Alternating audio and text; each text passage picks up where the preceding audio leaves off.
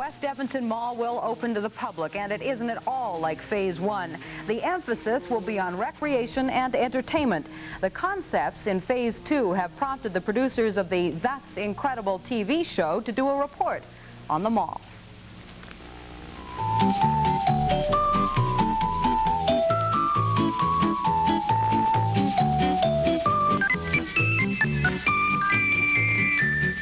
This is part of what will be known as Fantasyland, touted as the world's largest indoor amusement park, including a miniature train, shooting gallery, Ferris wheel, and other rides.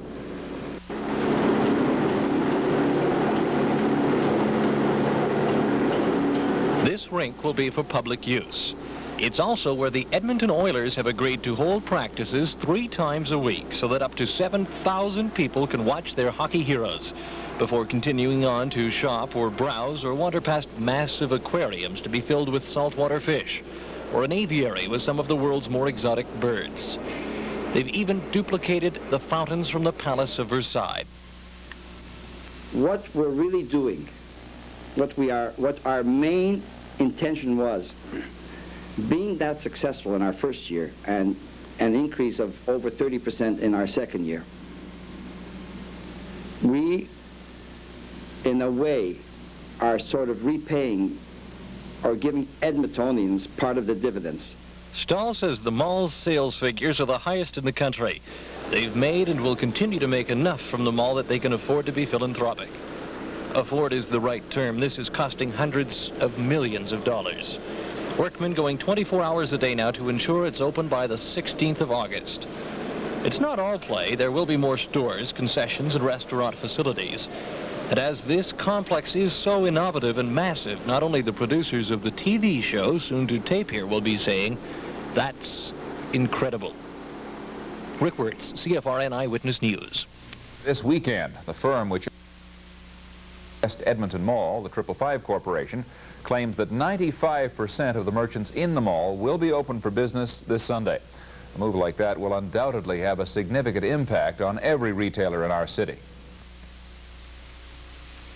In the past, Sunday openings at West Edmonton Mall have really been non-events. In fact, recently, it was worthwhile to even open their doors on Sundays. But this week, Phase 2 of the mall opened with all of its special attractions: a skating rink, aquariums, an aviary, and Fantasyland, the large indoor amusement park. It's now more than just a shopping center. The executive vice president of the 555 Corporation, the firm which owns the mall, claims that this weekend virtually all the stores, aside from the largest tenants, Sears, Eaton's, and the Bay, will be open for business. They've all been waiting for this new opening of Phase 2, which brought hundreds of thousands of people in our opening day and hundreds of thousands of people in the following day, and will bring hundreds of thousands of people this coming weekend. Therefore, they decided amongst themselves to stay open Sundays from now on, and 95% of all retailers will stay open this coming Sunday from 12 to 6, and maybe even later, depending on what reaction they get from the crowds. The fact that enforcement of the Lord's Day Act was suspended earlier this summer also has to be considered a major reason why some merchants might be changing their minds about Sunday openings. If Mr. Stahl is right, if 95% of the stores in the mall are open this Sunday and continue to open on Sundays, other Edmonton shopping centers could be forced to follow the lead. It's possible that wide-open Sunday shopping in our city is only a few weeks away. Perhaps now the provincial government will have to take a position on this controversial issue. Tim Spellacy, ITV News. There was more of a complex. Anna Maria Tremonti reports. The original downtown complex was going to look like Shot in West Edmonton Mall next spring. The working title of the picture is The Mall. Now, the producers say it will be a lot like the movies Airport and Hotel. Havard Gould has this report.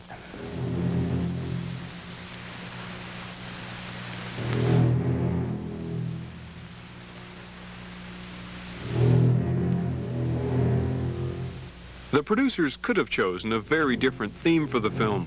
For example, they could have made a horror picture. The title could have been Monster Mall, or the mall that ate Edmonton.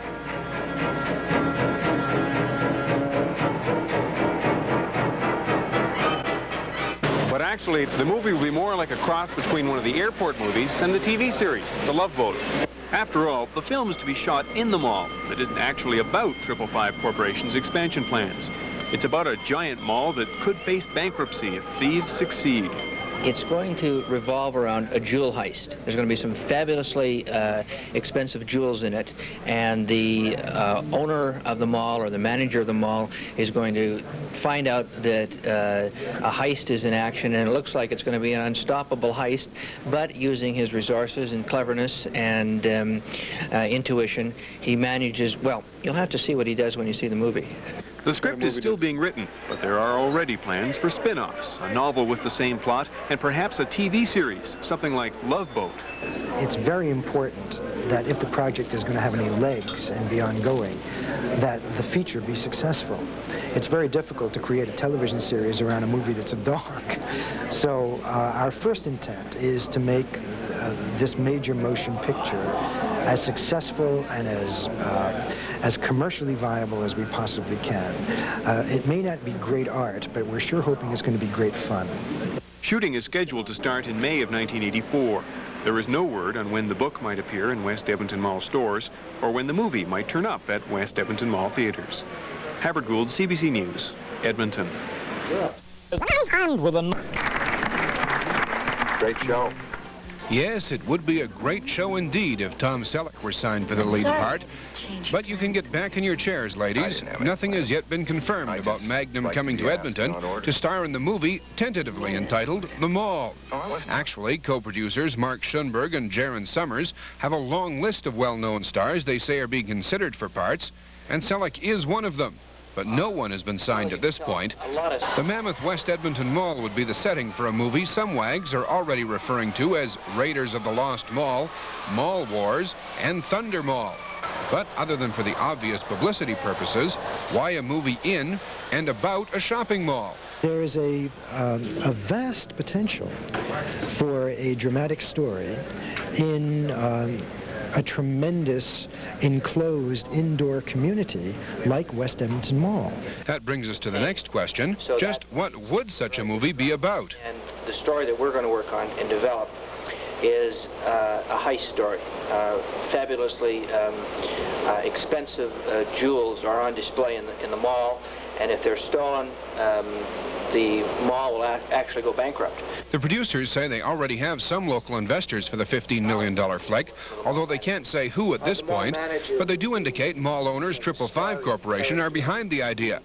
Oh, and there appears to be no truth to the rumor that 555 executive Rubin will land the lead role of mall manager. Danny Lynham, CFRN Eyewitness News. New Year's forecasts of leading politicians, businessmen, artists, and sports personalities. You may have already heard many New Year's predictions by now, but I think you'll agree our guests show particular insight into our future. So if you want to know if the economy is going to pick up, or if the Oilers are likely to win the Stanley Cup, watch Points of View this Saturday at 6:30 p.m. What we feel about $200 million worth of land sitting downtown, quite a tidy sum. We will develop that into a downtown Eaton Center, we hope. We are still under serious negotiations with the Eaton's people. We feel that the time will be when we should start first with housing, meaning apartment complexes. Hopefully we'll be starting this spring. We're just waiting for our financing. Once that comes through. Now we don't know which way we may go. We may go into condominiums and we may go strictly into rentals. We're just doing the work on that now. Presently I feel that rentals would be more advantageous, but if the government would help us in subsidize us in interest rates, and we feel that we should share this complex with Edmontonians in virtue of giving them a condominium sale with low interest rates, affordable to each and every Edmontonian, whereby very, very low down payments, therefore very, very low interest rates where they can afford it. So to invest into the future of Alberta, buy your condominium now where things are quiet and the government will help you. And so we're ready to go with 2 towers of 50 stories each. And now we're in negotiation. We're under negotiation with this now. Derek, Things go according to plan for the continued expansion of West Edmonton Mall. Work on Phase 3 of West Edmonton Mall is scheduled to start this spring. The enthusiastic executive vice president and spokesman at 555 says there will be a huge dome over part of the marine land. The 18 acres of beaches and water will be covered by an entire dome which will span the entire lake. And this will be self-supporting in glass with an artificial sun which will radiate the entire lake. Again, I said it will be domed without a column. It is an engineering feat. Stahl says the nearly foot-thick glass dome will be built over an earth mound. That earth mound will then be dug out. The list of attractions goes on. Nightclubs, his controversial casino idea, submarines built in Florida to move shoppers around. And shoppers, at what point does this mega mall become more for entertainment and less for shopping?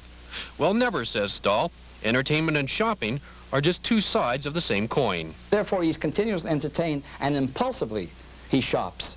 It is much easier to shop impulsively than saying, yes, we must go shopping, opposed to, oh, isn't this nice? And they purchase whatever they see. PCL is expected to be the contractor on the project. One store not in the new mall, says Stahl, is Canada's Western retail chain, Woodward's. The two sides were talking, but Stahl says not anymore. 555 Corporation is being sued by Walt Disney Productions for trademark infringement. The suit concerns the mall's use of the words Fantasyland and Disneyland. Walt Disney executives traveled to Edmonton last week to get a first-hand look at the massive mall and just what the mall was doing with their trademarks. At that time, we asked the delegation about the lawsuit. No, I don't know anything about that. That's not any reason we're up here. The only thing we're doing is taking a look at various sites across the country for ideas that maybe we could look at for future programs for our corporation. Tonight, I spoke with Rubin who confirmed the lawsuit had been filed.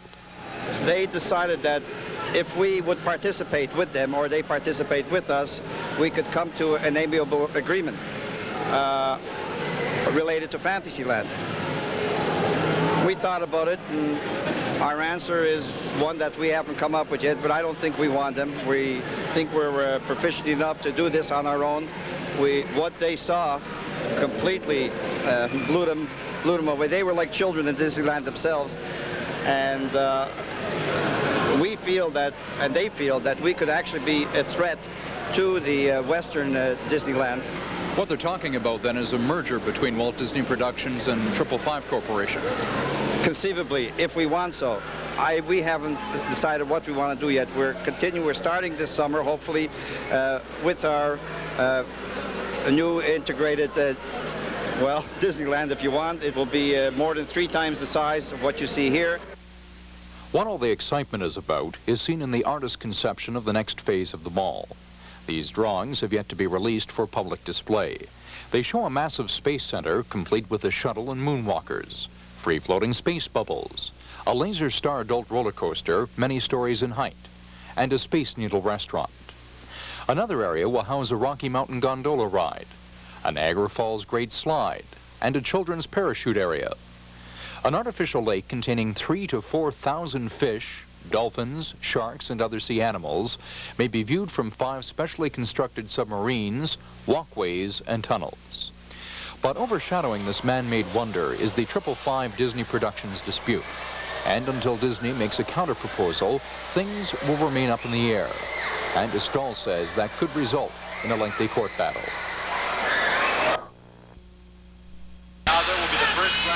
This was last year's pageant, won by a Canadian. Miss Canada is Miss Universe. The organizers like to emphasize the prestige of the event. They say there will be more countries represented at this year's pageant than there were at the recent Winter Olympics in Yugoslavia. The show is broadcast around the world. It reaches 600 million people. This year's show was scheduled for July 9th in Calgary, but after months of controversy over funding from the city, it appears the pageant will be moved. And this is where it may be held, the ice rink inside the West Edmonton Mall. A spokesman says quiet negotiations have been going on for the past couple of days. And where there are skaters gliding gracefully now, There will be contestants parading this summer. If we want it, we can have it. And we have till tomorrow morning. It's ours till tomorrow morning. But the mall management doesn't know if it wants it. Stahl says a decision will be made by tomorrow's deadline. Miss Universe officials have confirmed that talks are going on, but they won't say if Edmonton has been offered the event.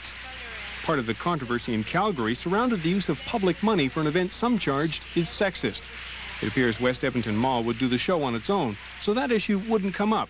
But Stahl says the pageant isn't sexist anyway. Oh, I don't think it's sexist. I think it's of interest to everyone. It's the most beautiful and most talented person in the universe. I use person. Albert Gould, CBC News, Edmonton. Well, and it's going well. Medallion sales with the nickel at $5, the silver at $25, and the gold at $800 are good. And unsolicited private donations, such as this one of $25,000 by Rubin Stahl. No to the proposal because it would violate height restrictions set for the mall. Now 555 is going to appeal that decision to the Development Appeal Board. Bill Lang has more. The president of West Edmonton Mall, Rubin Stahl, unrolled the plans for our camera late this afternoon. The high-rise portion of the expanded Fantasyland will replace the present site of the hometown store. Rising 130 feet, it will have everything from a Star Wars computer game that you actually float around in to the world's largest indoor roller coaster, complete with 5 loop-the-loops. It took only minutes for Stahl's enthusiasm to pump his adrenaline to overdose proportions. In all, 76 major rides are planned for the new tower. There's one catch. The mall is zoned for a maximum 45 feet height, and this plan is 130 feet. That's why the city said no, and that's why 555 is appealing the rejection. It's all connected to the Phase 3 water world. That will have a detailed replica of the pirate ship Mutiny floating around 60 feet tall on an indoor lake. 2 seafood restaurants will occupy the ship. Golfers won't have to quit in the winter. There's a scaled-down replica of the Pebble Beach golf course, pitch and putt size, of course. The cost, $150 million. Stahl says it will be such a tourist attraction that he's asking the province to subsidize the loan rate from 14% on the open market down to 6 or 7%. 2 things Stahl's not short on: enthusiasm and chutzpah. It all goes to the Development Appeal Board on the 11th of October. Bill Lang, CBC News, Edmonton. The Irving are the conquered, they are the survivors. The property owner, 555, opened at the start of the recession. Now, there are 450 stores, including an amusement park. And there'll be 817 stores next August, plus attractions such as a water park with real sand. With most of the new stores already leased, 555 definitely qualifies as a survivor. It's exciting. I knew it could work, and it is working. Regardless if there was a complete depression right now in Canada, this mall will always survive because it will always be filled with people. People in tough times, the movies always did the most. In the first depression, the movies were busier than ever. People run away from reality. This is a fantasy land. West Edmonton Mall may be a fantasy come true for Rubin Stahl, but few have had that kind of fairy tale success in recent years. More have seen their dreams collapsed or compromised. Many are frustrated by false promises of imminent recovery. Aided by anything or anyone that lays claim to being the biggest or the best in the world. Especially if the boast comes from someone outside the United States. Well, the biggest mall in the world is in Edmonton, Canada, and you have to see it to believe it. It is fantasy turned into reality. It is imagination made real with concrete, steel, and glass. The West Edmonton Mall, the ultimate shopping center. Hundreds of miles of electrical wires are needed to turn on all the lights that dazzle shoppers. Millions of gallons of water flow through a concrete river, are shot 50 feet in the air by fountains, and fill tanks full of exotic fish. Thousands of playful ideas have been turned into Fantasyland, an indoor amusement park complete with giant swings and balloon rides to the ceiling. Dozens of restaurants with countless taste treats tempt shoppers to break their diets. And the stores? What's your wish? You'll find it in one of the more than 400 stores that offer everything from Parisian fashions to blue jeans, from a single car part to an entire car. It is overwhelming. The concepts, the the uniqueness of the different recreational facilities, the uniqueness of the themes within the mall that makes the mall live, that makes the mall breathe, that makes the mall, as you will see tomorrow, so unique that there's nothing like it in the entire world. If the current mall isn't enough, wait until Phase 3 opens in September. By then, the mall will stretch over 100 acres. That's 4.5 million square feet of retail and recreation space. That's a piece of land big enough for 71 football fields. On paper, the West Edmonton It's got so many amenities and so many recreation facilities, and we will continuously upgrade. That's why we have all these components that we can change from year to year, or every 2 years, or every 3 years. We have pavilions that we're planning now, sponsored pavilions by major corporations, like an expo, which will be 12 months a year. This shopping center is also the man with a lot of political clout in Edmonton. His office window overlooks the provincial capital, a place where Rubin Stahl gets most of the public credit for the mall. Being lured out of retirement, Stahl made the mall come together. Today at 51, he appears to have the energy of a young man. He travels throughout the world, loves golf, and mixes with celebrities. These pictures hang in his office next to a picture of his wife Sid, his son Marshall, and daughter Cherie. No matter how people feel about it, the mall is going to be the major symbol of Edmonton's identity.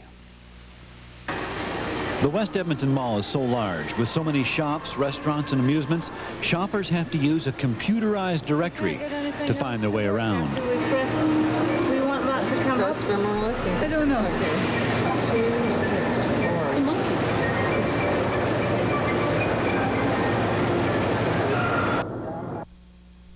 4. Acres that you can water ski and surf, have the largest tidal waves that go 15 feet high. When you consider that you can free fall 100 feet from top to bottom right into a pool, it's called the Bonzi, and that's all dome enclosed. All of this, dolphin tanks, artificial lakes, roller coasters, and hundreds of new stores, is being put together by nearly 4,000 workmen. On Phase 3, the mall will be responsible for about 8,000 permanent jobs. It really is a fantastic feeling in the sense that when you consider that you hold in your hands 15,000 jobs that you've created, and so many people in this community, construction jobs that you've given to the community, construction community. When you square foot, a little lowly little store of 1,000 feet should average over $500,000 a year, and they do. Some of the shops do over $2,000 a square foot in sales. It's unheard of in the industry. The current mall is a proven moneymaker, but how can Rubin Stahl be sure this goose will continue to lay the golden egg? Even if, God forbid, there is a depression. Remember, during the first depression, the movies made more money in those years. People were running away from reality. They were just looking to escape. This could be an escape if there were such a depression. The mall is a phenomenon. Consider again the numbers.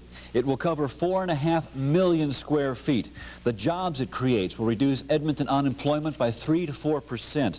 The provincial government will take in $17 million a year in extra tax revenue, and there'll be millions of dollars spent by the tourists who go to Edmonton just to see the mall.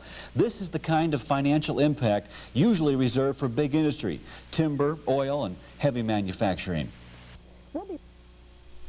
Submarines at $800,000 apiece. 555 points out that's 2 more than the Canadian Navy owns. There's even a live dolphin show. The 4 stars were flown in from Florida yesterday, and they're just getting used to their new digs. Add to that 411 new stores, and you still don't have the half of this mega project. There are also 15 new restaurant bars. And Bourbon Street, as you know, is a New Orleans street. All the auto animatronics that you see will be playing music, and dancers will be dancing in the streets, and it'll just be a Mardi Gras every night, 12 months a year. And for the low-budget gourmet, you can eat hamburgers on white marble in the mall's new fast food fair. This guy is a permanent fixture. Then there is the 18-hole Pebble Beach golf course, a replica, of course, but completely functional. and a little piece of Europe. This is the highbrow section. Gucci's even opened a shop here. Total bill to date for West Edmonton, $900 million. When the entire project is complete, the price tag will have exceeded $1 billion. The only unfinished sections are the water park and indoor roller coaster. 555 is still holding out for government assistance. West Edmonton Mall will be closing to shoppers tomorrow at 3 o'clock so that staff can prepare for Tuesday's private champagne reception. But everything should reopen again on Wednesday morning. The official ribbon cutting ceremony will take place at 10 o'clock in front of the Spanish Galleon in Phase.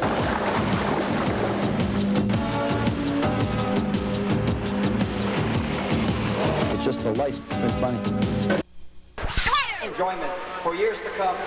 Last month, West Edmonton Mall was finally finished. All 3 phases were in operation. 836 stores had been rented.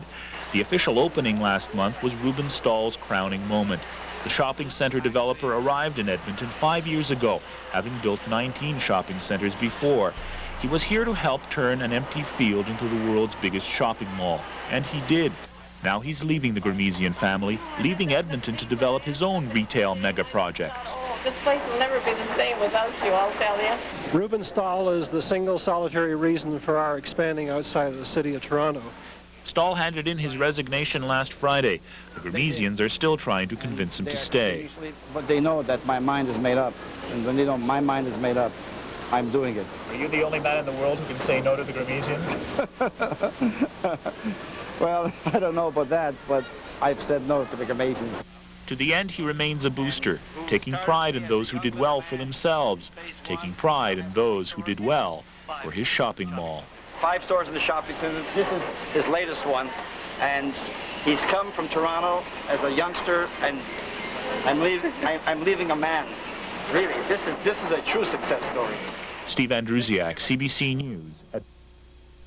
Downtown core. Without the Gramesians doing the Eaton's Downtown Center, the downtown will never rejuvenate again. It will just fade away into oblivion. This is vintage Rubin Stahl, a man who enjoys taking the bull by the horns. Under this veneer of the consummate hard rock businessman, many say, lies a heart of gold. But make no mistake about it, Rubin Stahl is a force to be reckoned with. We didn't need to have the distraction of a major shopping complex in the suburbs of Edmonton. The reality is we got one, but we got more than one. I mean, we got all the tourist facilities and the big attractions, and the fantasy land and the water park and the crazy ship and the goofy submarines. I mean, we got it all. Let me welcome you all to West Edmonton Mall. You're all in for a wonderful day. Stahl came out of semi-retirement to work for the Gramesians in 1980. He was already a whiz kid at mall operations, having put together almost 24 in eastern Canada. Stahl is stepping down from his post at 555 next week. And in true Rubin Stahl style, he took a parting shot at the politicians, who he sees as tight-fisted when it comes to concessions the mall's sought. The rumors range from a major disagreement with the Gramesian brothers to a business opportunity that he couldn't pass up. Despite those stories, the fact remains, Rubin Stahl has a proven track record. He says his next business venture will be 16 times bigger than West Edmonton Mall. Is that Rubin Stahl the promoter speaking, or simply a smokescreen? Unfortunately, in this tale, only time will tell. John Berry, CFRN. So they would like to see a more, let's say, more beautiful and more elaborate casino than what we have today. The theme of Fantasyland, they would like to see more rides, since we do have a Fantasyland. They asked for many rides from Disney World and Fantasy World, and we are incorporating that. We will triple the size of Fantasyland coming this 85 of fall. We have an entire program of water canals and a marine aquatic land of, for example, a simulated Titanic below ground. You will travel through 6.5 blocks of canals via submarine through these various, through sharks and live, by the way, in all salt water. The Water Wonderland itself will also have a lake which will span 6 acres. That's 250,000 feet, including a surfing area and a water skiing area. It will have a dome that will span this lake, which will cover 18 acres of beach and relaxation areas for fitness clubs.